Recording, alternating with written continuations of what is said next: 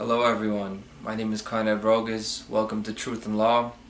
Today my presentation is entitled Human Nature, Transcending the Nature versus Nurture Debate. So the goal of this work is to establish a common sense, objective foundation for what human nature is. This self-awareness is key to our development as human beings. Our lack of understanding of our own nature is a major factor contributing to human suffering and slavery, from antiquity until now. In fact, our idea of human nature is so erroneous, so wrong, that only a minuscule few of us recognize that all of humanity is experiencing slavery today. Even those who live comfortably, in good neighborhoods, have good jobs, are enslaved. Why do I say that? Because down at our core, human nature is to live in a free and orderly way. And the only way to achieve both freedom and order is living in accordance with natural law and objective morality. So, my website, truthandlaw.com, is live now.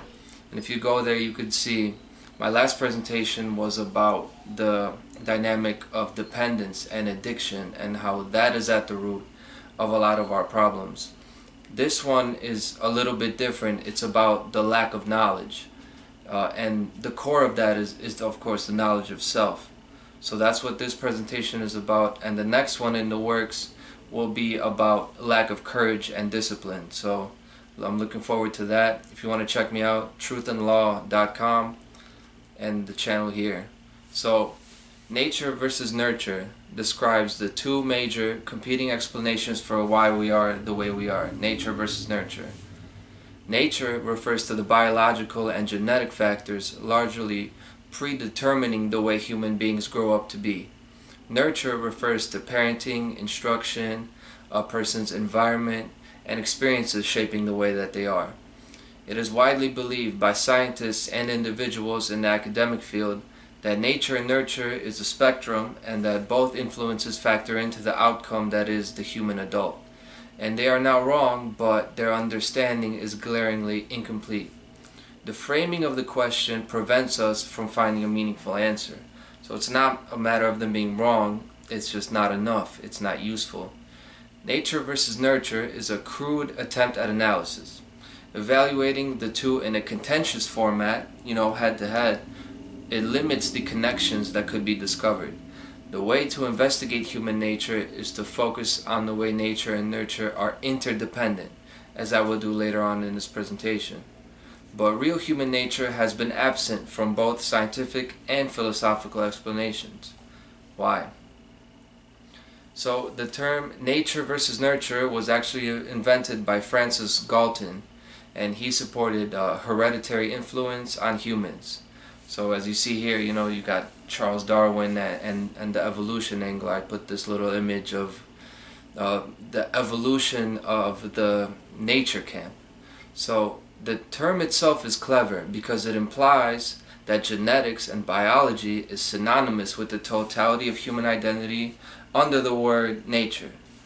Galton was influenced by his cousin Charles Darwin, whose ideas about natural selection and survival of the fittest were becoming popular in the late 1800s.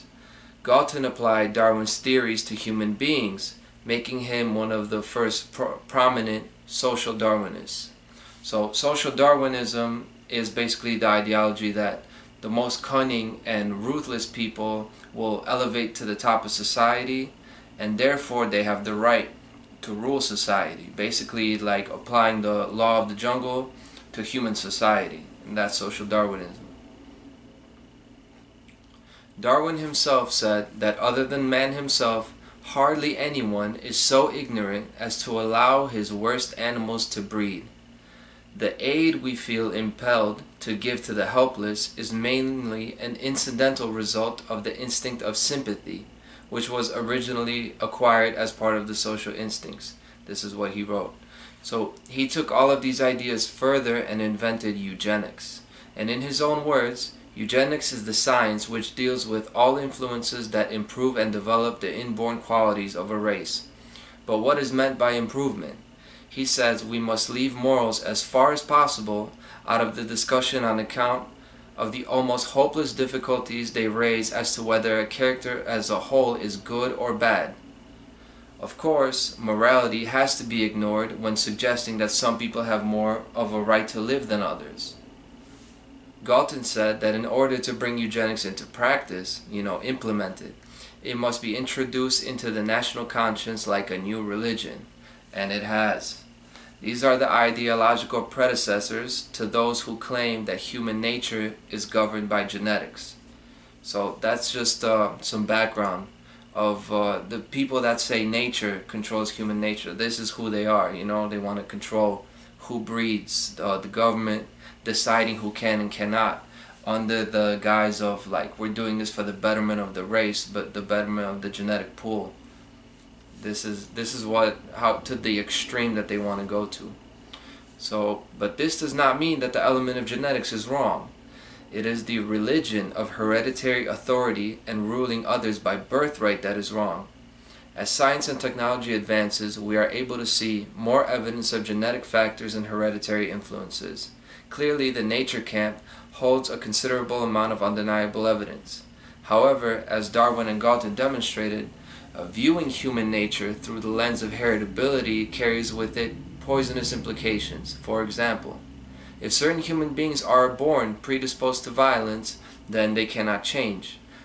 So they cannot be held morally responsible for their wrongdoing. They could only be held physically responsible. And the implication is that immoral behavior is genetically inherited. This is extrapolated and applied to justify the existence of government, military, police, and prisons. And it comes down to, well, if they're always going to behave like animals, then we'll have to treat them like animals. And this is all just a slight variation, a silent reemergence of the doctrine known as divine right. Divine right is the ancient doctrine that a monarch's right to rule comes from God himself. In other words, the ruler was born to rule and his subjects were born to serve him and obey him. And we can all agree that this is a false and ridiculous notion. So why don't we see this notion at work today when the word God is replaced with the word nature and the word monarch or king is replaced with the word government? One reason is that the moral legitimacy of government is rarely even questioned. It is presumed to be true by most. Another reason is that science has become the new religion.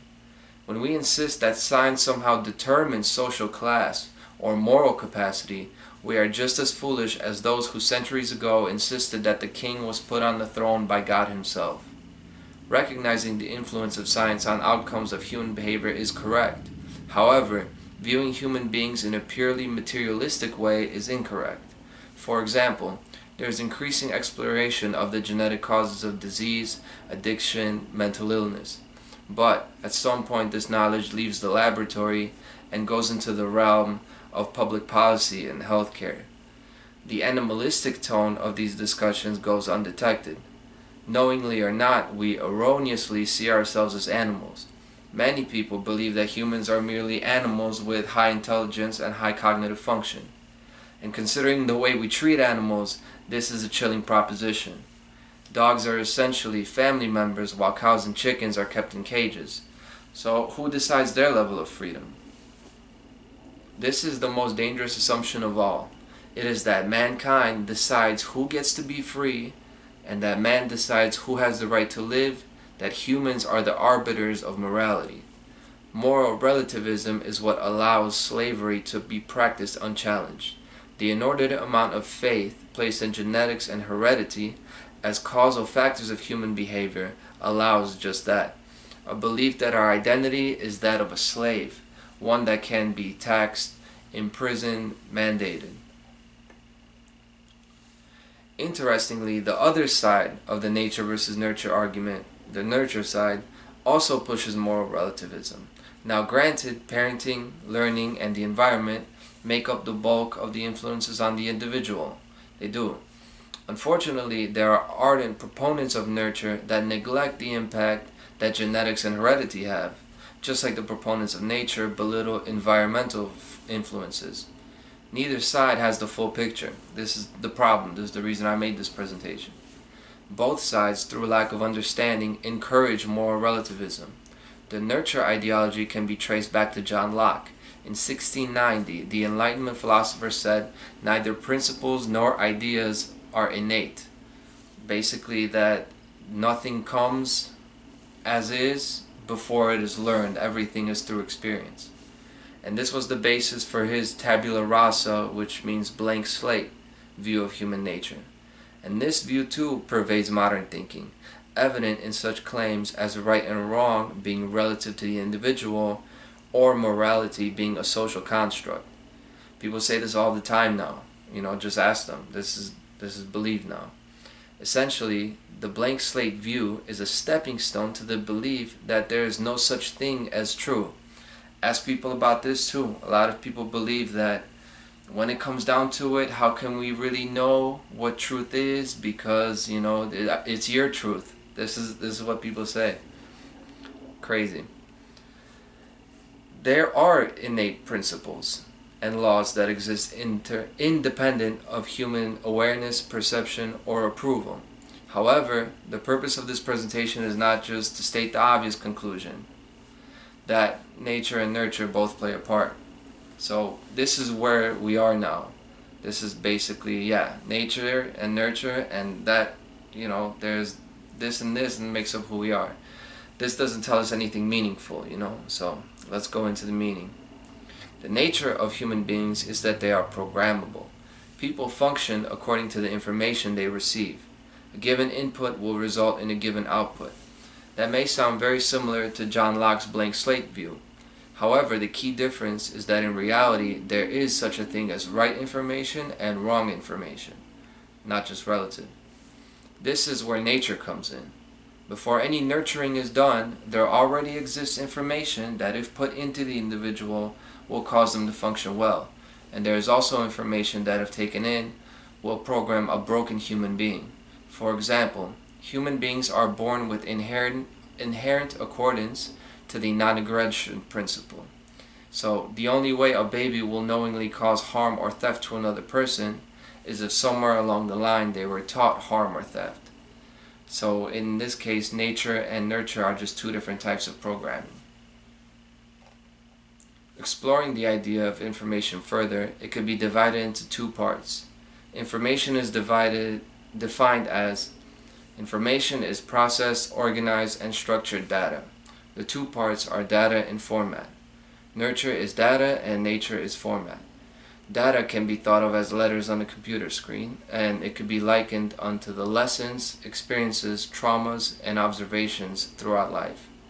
This is what is meant by the word nurture. It's basically a record of our experiences. However, there are many ways to interpret a sequence of letters. It can be read left, right, upside down, arranged into sentences, different language. And the grouping of arranging of data for the purpose of interpreting it is known as format. For human beings, our format for interpreting our experience is our genetic background and our inherited qualities. This is the real dynamic of nature and nurture.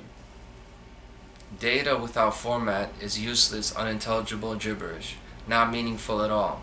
Data complemented by effective formatting will result in impactful output, regardless of the quality of the data. The output will be good or bad depending on the data, but there will be a readable result. So what does this mean for human beings? Strong genetics allow learning and parenting to be converted into knowledge and action. However, that doesn't mean that good genetics automatically translate into good action. Healthy, charismatic, and intelligent people will still become bad people if they are taught to. That's basically psychopaths. Format without data is nothing. Adequate formatting will display the data that goes into it. However, a corrupted format can arrange the data in a way that is impossible to make sense of. Furthermore, a given format can exclude data that does not fit into its framework. Again, what does this mean for us? A half-decent genetic background will translate into a good person if supplicated with the right instruction. However, things like genetic defects can unfortunately limit a person's life, even if placed in the perfect environment. Also, hereditary predispositions to disease, mental illness, and addiction can be hard but not impossible to overcome. This interpretation of nature and nurture as data format shows several meaningful concepts, and another interpretation is the seed and the soil. Our genetic programming is the fertile soil that the seed of learning experience is planted in, and the location and environment of the soil will affect the fruit that grows from it. But if you plant an apple tree seed, it's going to grow into an apple tree, no matter where you plant it. And nurture is the property that determines identity. It's a pretty good analogy, if I may say so. So analyzing nature-nurture in relation to the atom allows us to build on that concept. What determines the identity of an atom? It's the proton.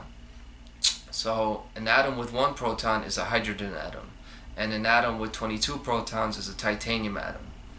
Protons, along with neutrons, make up the nucleus of the cell, the center. Neutrons are neutral charged particles that are integral to the stability of the nucleus. Neutral stability, this is sounding like soil and format. This is what it is. To understand human nature, all we need to understand is the nature of the atom and what it teaches us. Nature and nurture make up the nucleus. This is the deterministic element of who we are. In other words, nature and nurture combine to process the information that we are programmed with. However, our investigation of human nature does not end here. There's a third aspect. While we are on the topic, let's identify the third aspect in relation to the atom. It's the electron. The electron exists outside the nucleus, orbiting around it.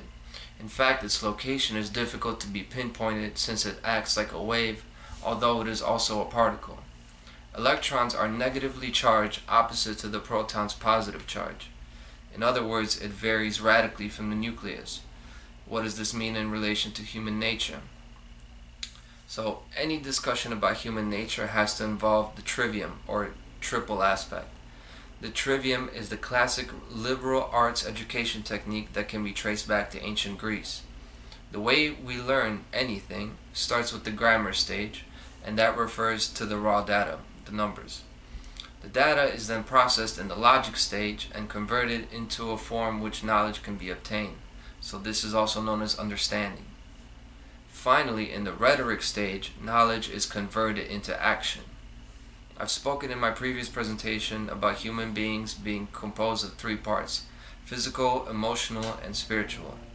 So in educational terms, it is information, knowledge, and wisdom. In computer terms, it's data, processing, execution. And in atomic terms, proton, neutron, electron. So what is this third aspect of human nature? We got nurture, we got nature.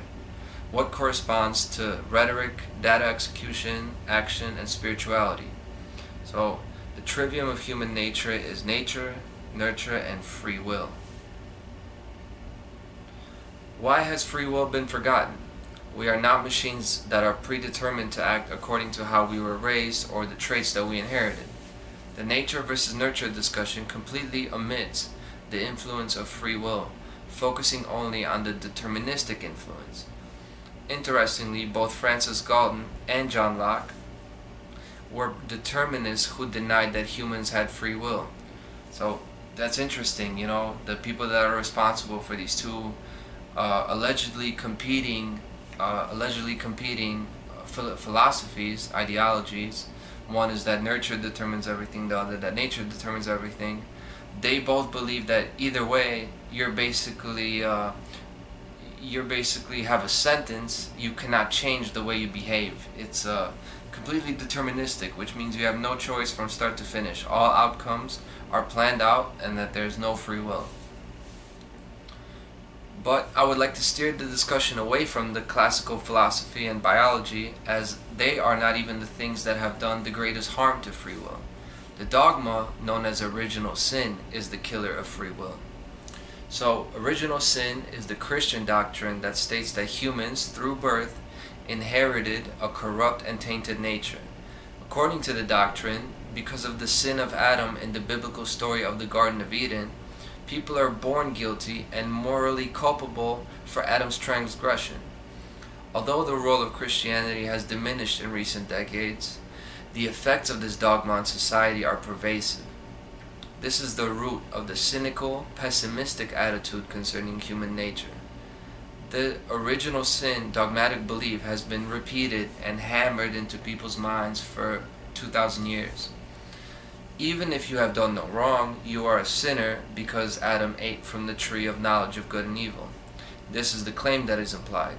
The supposed original sin is more damaging to our sense of human nature than even the most hardcore social Darwinists, because it goes further than just claiming that humans are doomed to act according to their genetic makeup and earthly desires.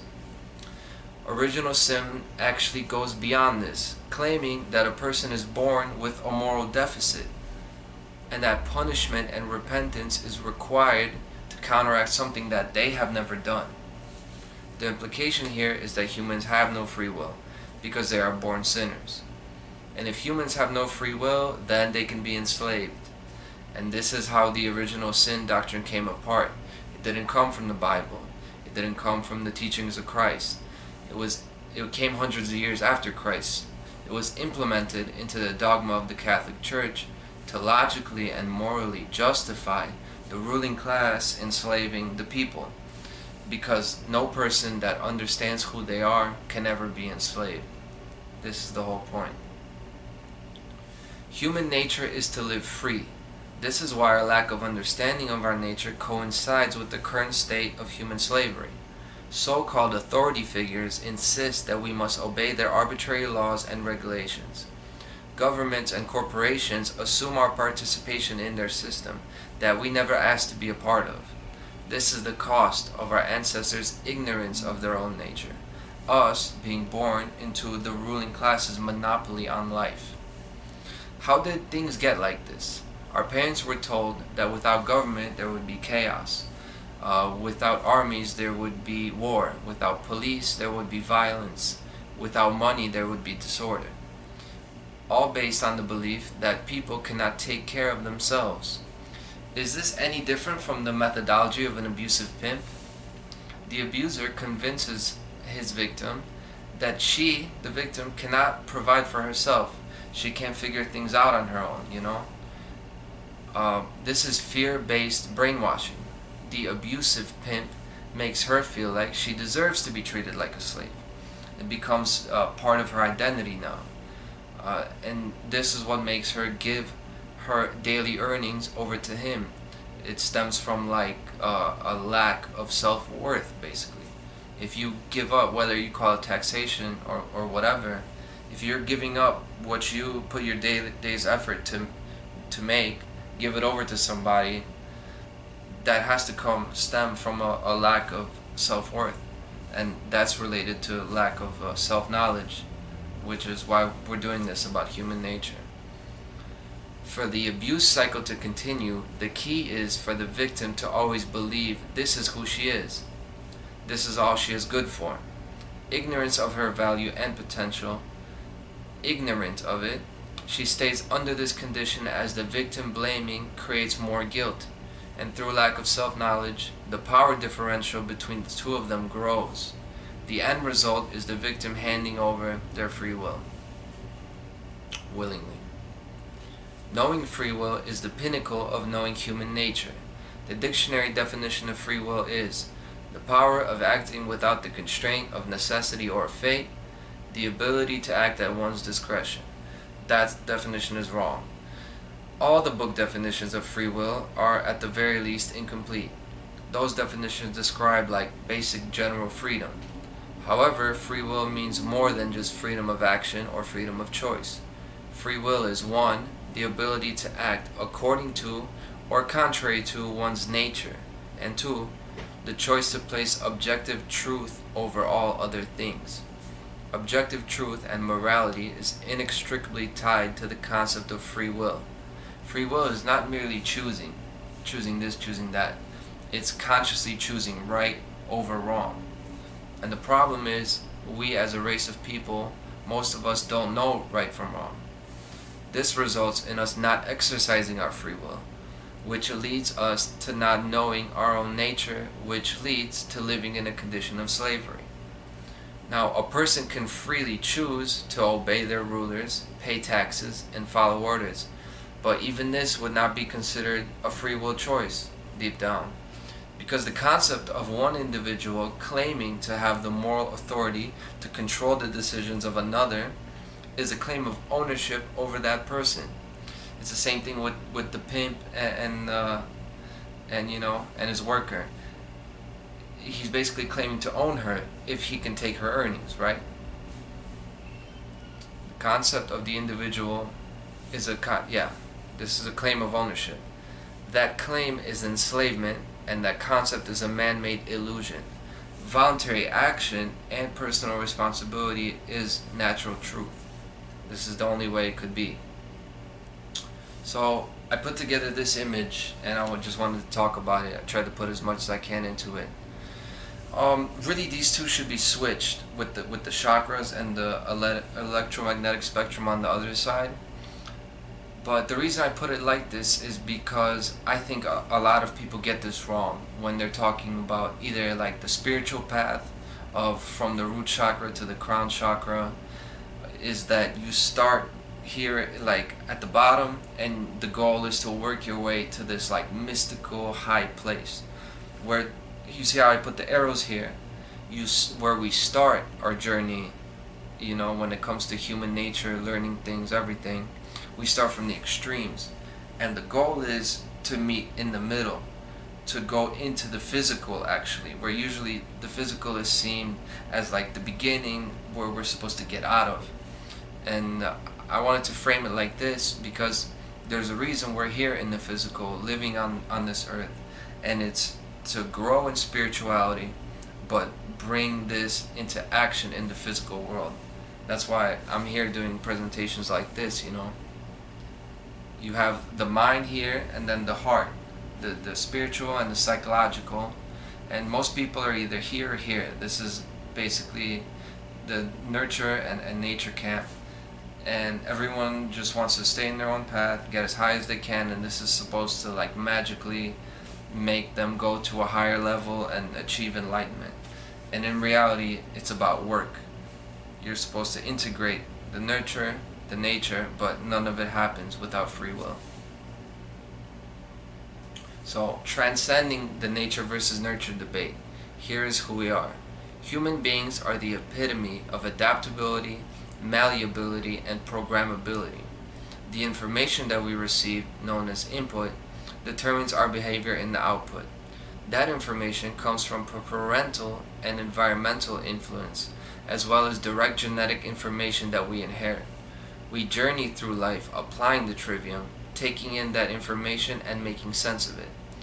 As we process the information that life gives us, we are innately drawn to the higher ideals of freedom and order. Through free will, we can align with these ideals, knowing natural law and objective morality. This is what we are meant to do. This is the meaning of life, basically.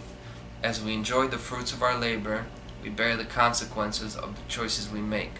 And until we make the free will choice to accept truth and reject illusion, humans will continue to live in slavery until the lesson is learned. So, thank you very much for checking it out, truthandlaw.com. And my next presentation, hopefully, is about applying the warrior's mindset in everyday life. So, thank you very much.